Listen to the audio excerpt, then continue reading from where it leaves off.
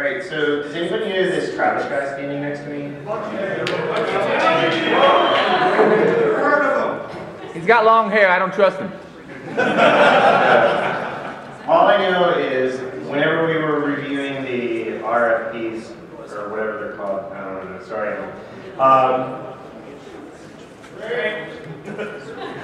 Mine's over there. All I can say is this is cool as shit. Travis.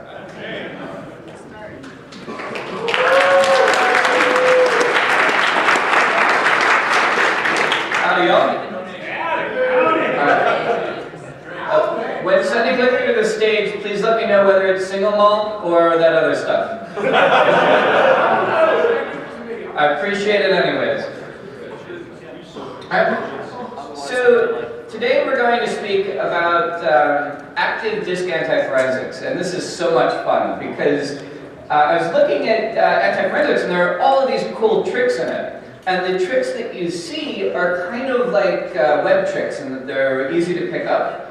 But at the same time, they're brutally effective in the same way that these simple little SQL injections can take down massive servers, right? So among them are, I think one of my favorites is that all of these forensic live CDs have partition signatures that tell them where to load the kernel from. You can put this on your hard disk, and then if someone tries to boot your computer with that disk, it will actually boot the second partition of your hard disk, which can wipe the first. And I love these tricks. There's so many of them, and they're so cool, but they have the problem that if your disk gets imaged first, there's jack shit you could do about it. So I built a disk. And when you control the disk, you can come up with these behaviors that allow you to recognize that you are being forensically analyzed, and then attack the host in reply by eliminating all of your data and switching to a clean image. So to do that, I used this board that you see on the screen. It's called the Facedancer 20. I have more than 2,000 of these waiting to be sent out by mail. So if you go to the website, you can send in your shipping address and they'll go out to you.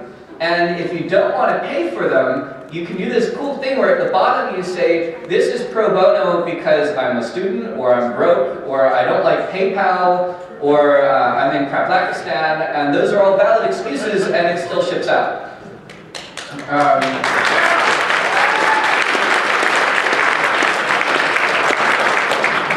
Now, if you can pay, that covers the others, and this has worked out over 4 years of this project, and we've never had a problem financially, which is nifty. So the other part of this is that USB is just a magic school bus. I was teaching Sergey Bradis's class up at Dartmouth, and he wanted me to talk about the different embedded buses in a workstation, right? So when I've got this laptop in front of me, there are lots of different chips on it, and they're speaking to each other over lots of different protocols. Among them are the things that we think about, like PCI Express, or PCI, those sorts of things.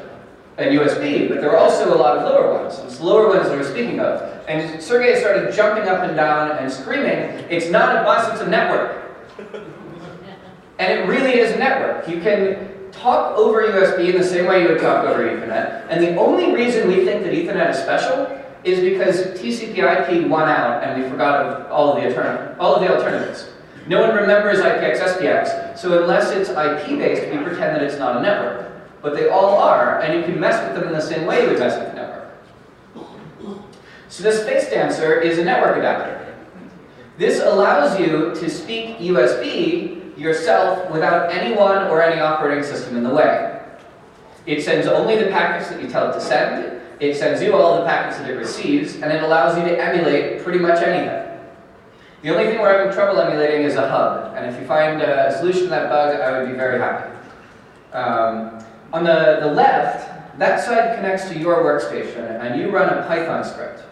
We have a Python script that emulates a USB serial port. We have a Python script that emulates USB disks, which I'll be speaking about today. We've got scripts that emulate the device firmware update protocol. So if you've got, say, a smart card reader or an iPhone or the rest, and you want a copy of the firmware, what you do is you use the script to clone the device. You say, I want this to be an iPhone. And then you do the firmware update, and the host software doesn't recognize that it's not what you're pretending to be. So it'll give you a copy of the firmware. And this is I've used this on several devices that have locked firmware in order to get a copy to find lower level exploits, because they always forget to protect it at that end. Now, when this becomes a disk, you just give it a disk image and it presents that to the host. So this is the boot sector as taken out by DD. Now this is the boot sector of Berliner Spargel OS, or the Berliner Asparagus operating system. I wrote this in this past Spargel site, or the Asparagus holiday. And Germans have a 90-day celebration of asparagus. And I know what you're thinking. You're thinking this is a stupid holiday, but I'm going to tell you that it's not, and I'll tell you why. Because Hanukkah is 8 days, Christmas is 1 or 12, but Spargelzeit is 90 days, which means that a child conceived at the end of one Spargelzeit, and there's a lot of conceiving during the asparagus season. A child conceived at the end of one Spargelzeit might be born at the beginning of the next. And this will be the Spargelkönig, or the Spargel King, who will usher in the Spargelwetter. Say that 5 times fast. So, the weird thing that I found when writing this was that USB mass storage is not that complicated. Awesome, thank you kindly. So, now that I've got the single malt, we can get to the technical details. So when you're messing with the disk, there are all these different commands that you can use, and there are all these different ways that you can fingerprint the host. But you don't really need to pay attention to that many of them. You really just need to pay attention to read and write. And in USB mass storage, it's just wrapping SCSI. So all of the commands that are going back and forth are the same ones that were going across the bus to the disks in my SPARC Station 5. It's the same commands. This is using the read 10 and the write 10 commands. 10 means that it's a 10-bit logical block address. So you have 2 to the 10th power blocks of 512 bytes. There are also some descriptor tables, and if you don't have these descriptor tables, then the host doesn't know that you're a random access disk. It thinks that you might instead be a tape or something like that. And you actually can emulate a tape drive or a scanner over USB mass storage, and it works. There are also some lovely kernel bugs that I found that you can trigger with a USB scanner. By refusing to send enough data, it will actually fetch that out of the general pool of memory, and you can see what other users are doing. And once you've got this running, it's a real disk as far as the victim is concerned. You plug it in, it mounts. Here you have it in the Conqueror file manager, and everything is visible because it's a real disk. Here I'm using the FreeDOS 11 or 1.1 CD-ROM. But you can give it any disk image you want, and then the host sees that disk image. If you want to run this today, having a Facedancer board, and there's one for auction at the Hackers for Charity auction, all you do is type goodfet.maxusbmass. You have a space, and then you have the disk image, and then that image appears to the remote host. Now, I told you I'd tell you some nifty anti-forensics tricks that weren't possible before this control of a disk. So when you've got this, and you start paying attention to what the host does, you notice these behaviors that a thumb drive could watch and then respond to. For example, which blocks are read? Right? When you have a legitimate host, it reads the partition tables, whether they're DOS or GPT, and then it reads those partitions. But it doesn't read very far outside of those partitions. So if you have a gap, and something in that gap is read, it's probably a forensics machine that's reading it. Additionally, the forensics lab will intentionally read everything. Right? They read deleted files, they read unallocated partitions, and you can recognize this. You can also recognize the order in which they read these. So the host always reads the parents before the children, right? If it's trying to do /DOS, /whatever, well, first it's got to read the root directory, and then it reads the DOS directory, and then so on. Or win_1, or whatever the fuck it is in these modern newfangled operating systems. I'll get back to the newfangled operating system before. These forensics machines completely ignore it. DD just begins at the beginning and works its way to the end. Right? It doesn't separate for files. You'll see that a legitimate host will actually read the files separately, even if you request ones that are adjacent. Whereas the forensic software reads the beginning to the end. Scott Moulton was telling me that there's really fancy forensic software that can read from the end to the beginning, but that's also easy to match, right? You can also look to see whether the blocks are written. Because in criminal forensics, the one inviolable rule is that you must never, ever write to the disk. And the very first thing that Windows does when you plug it in is that it writes a timestamp to the partition.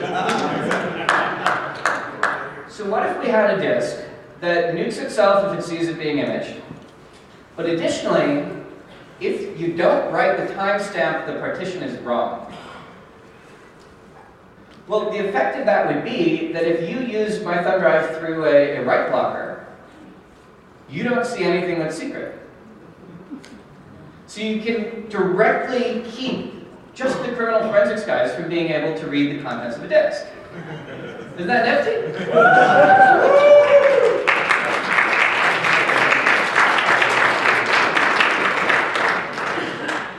So there are the nifty things that you can do, because you can watch what's going on with a reasonable clarity. There are some things that you can't see. One thing that I would love to know but can't is that I never see accesses for files that don't exist. Because the way that a file is fetched by the host operating system is that the directory is grabbed and then read through on the host side. So I don't know what it's looking for that it doesn't find. But I can tell what's there and what's read and what's not read. If you rename something or move something, I see that. So for example, you could make a little ceremony that has to be gone through before a disk unlocks itself. You could have a picture of a banjo dinosaur. I'm also from Southern Appalachia, and we like our banjos and we like our dinosaurs. So if you take your banjo dinosaur, and it's called banjo.jpg, and you rename that to dinosaur.jpg, then the disk can at that point unmount itself and then remount itself as a second hidden volume. Or any sort of ceremony like this, and it can be specific to the individual disk, because you can write all of this in the firmware. So let's hop on the magic school bus, right? The next step of this, of course, is to do it in standalone hardware, and to do it without the dependency of any custom hardware. So the real trick will be doing this as a firmware patch to an existing Hello Kitty thumb drive. And I hope to have that before long. In August, you'll see me coming out with a paper that shows something very similar. And thank you for your time, and I hope you've had a good day.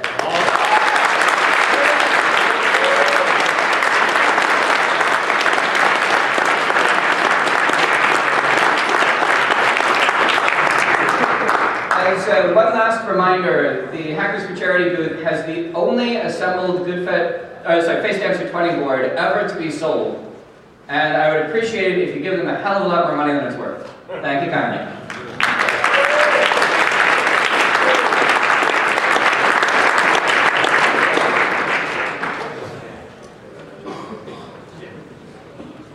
All right, so I just want to close things out saying thank you. Thank you.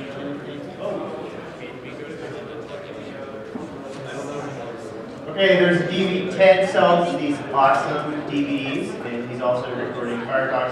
So please visit him tomorrow and purchase them. I want to thank Joe Klein up front for providing the alcohol this evening for all the speakers. And I hope to see everybody at the SmoothCon party. See you next year. Thanks. We're going to get 5